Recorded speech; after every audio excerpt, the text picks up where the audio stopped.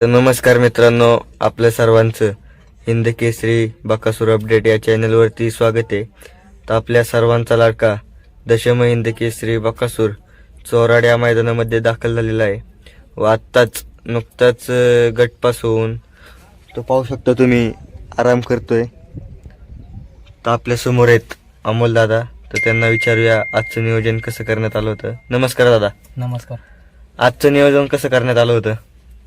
ते मामांना फोन आला होता पैलवानचा, तडसरच्या पैलवानीत. त्यांचा फोन आला की आज चोराडचं मैदान होतं की नियोजन करायचं का, तर मामांनी त्यांना दिलाय का शब्द बैल. काय सांगसान त्या वासराबद्दल? तोही चांगला पळतोय.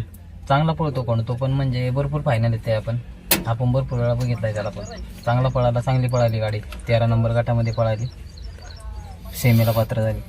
आणि दादा तुम्ही पण खूप दिवसानंतर दिसताय, कारण आता मध्ये पण खूप कमेंट आले की अमोल दादा दिसत नाही, नक्की काय झालंय? तर नक्की काय झालं होतं दादा?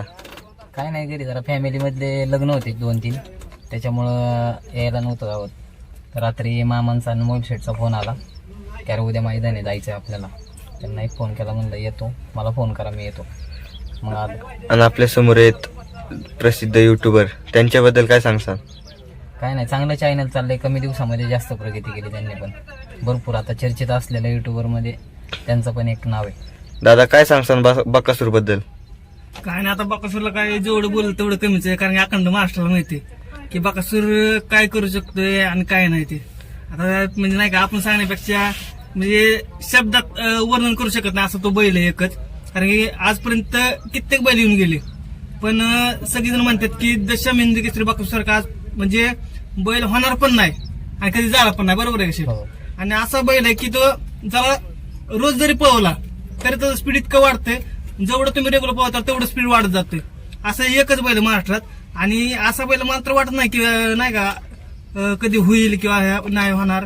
पण खरंच बकासूर तो बकासूर आहे आणि ती जागा कोण घेऊ शकणार नाही. आता तुम्ही बरेच बैल पाहिली, बरेच बैलांची मुलाखत वगैरे घेतली.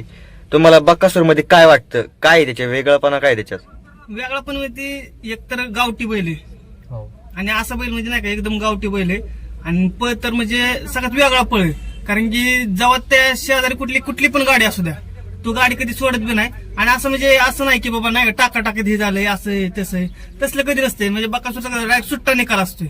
फायनल असू द्या, सेमी असतो, डायरेक्ट सुट्टा निकाल घेणार एकमेव बैल आहे तो, म्हणजे फक्त बकासूर.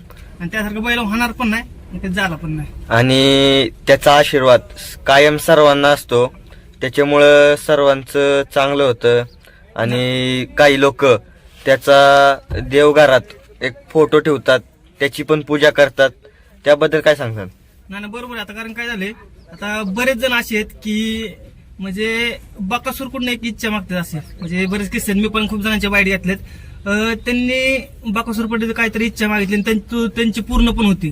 त्यामुळे माणसं काय करतात, डायरेक्ट आता बकासूरला म्हणजे आज बघताय तुम्ही इथं बकासूर आला म्हणलं की लाईव्ह सुद्धा वाढतंय, वॉचिंग सुद्धा वाढते. बरोबर आहे का? असा एकमेव बैल येतो ज्याचं की ज्या मैदानात बकासूर असेल तिथं म्हणजे लाईव्ह असू द्या, प्रेक्षक असू द्या, जेव्हा मैदानात बकासूर असतो तेव्हा प्रेक्षक बघायचं दुप्पट तिप्पट होतात का, तर होतातच.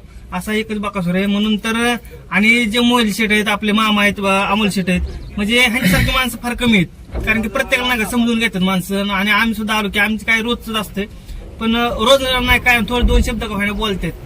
त्यामुळे आणि तुमचं पेज सुद्धा आता नवीन खोललंय बकासूर, त्यामुळे लोकांना उलट कळतंय, लोकांची इच्छा असेल बकासूर कुठे, आम्हाला बी कॉल बिल करतात.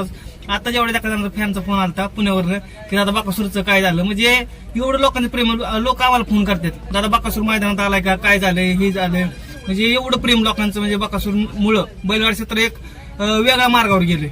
आणि दादा आता जी नवीन पिढी या क्षेत्रात येते त्याबद्दल काय सांगसान की हे क्षेत्र चांगलं आहे का वाईट आहे? नाही, तसं म्हणायला गेलं की एका चॅनलने क्षेत्र चांगलं सुद्धा आहे आणि तसं वाईट सुद्धा आहे. कारण की ज्या घराला किंवा ज्या दावणीला नंदी लाभला चांगला की क्षेत्र चांगलं आहे. आणि एखाद्याचं कसं असतं, बैल पळत नसतो पण कुठेतरी फक्त एक नादामध्ये पळवतो आणि कुठेतरी कर्जाचा डोंगर बिंगर असं होतो, कर्ज काढतात किंवा पैसे नाही घेऊन इकडून तिकडून. हा नाद जोपासायचा हे नाही. जर बैल खरंच पळत असेल तर तुम्ही हा नादात 100% उतरा. आणि जर फक्त नाद असेल तुम्हाला तर तुम्ही शेजारच्या किंवा मित्राच्या बैलावर सुद्धा येऊ शकताय नाद जोपासासाठी. उगाच आपला बैल पळत नसला की नाही का पैसे द्यायचे, चांगल्या पैरात पळत असं नका करू. एक नाही का चांगलं आहे आपलं, म्हणून चांगलं सुद्धा आहे तसंच वाईट सुद्धा नाद आहे. तर दादा धन्यवाद चांगली मुलाखत दिल्याबद्दल. आणि अमोल दादा बकासूरला पुढील वाटचालीस शुभेच्छा देऊया. धन्यवाद. धन्यवाद.